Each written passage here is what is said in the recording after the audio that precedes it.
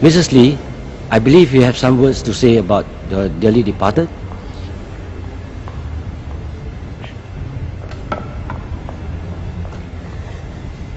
I'm not going to sing praises for my late husband.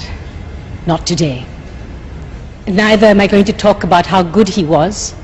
Enough people have done that here. Instead, I want to talk about some things that will make some of you feel a bit uncomfortable. First off, I want to talk about what happened in bed. Ever had difficulty starting your car engine in the morning?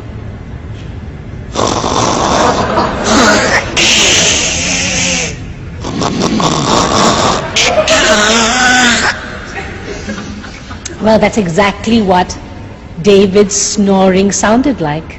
But wait, snoring wasn't everything. There was also this rear end wind action going on as well. Some nights it would be so forceful, it would wake him up. What was that? He would ask. Oh, it's the dog, I would say. Go back to sleep, dear. Or you might find this all very funny, but towards the end of his life, when his illness was at its worst, these sounds indicated to me that my David was still alive.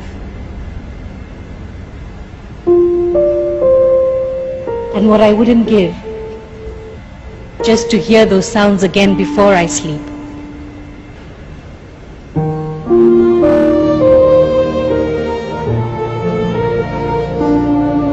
In the end, it's these small things that you remember, the little imperfections that make them perfect for you.